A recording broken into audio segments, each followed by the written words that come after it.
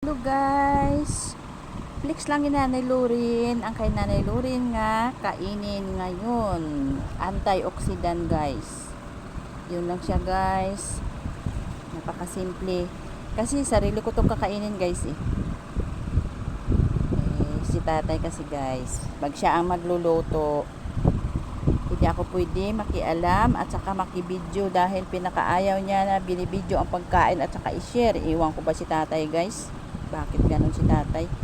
Ito yon, antioxidant, maganda sa katawan. Gisahin ko lang sa guys sa bawang, maraming bawang, kunting mantika at saka maraming bawang. Kanlagyan siya ng paper at saka kaunting oyster sauce guys.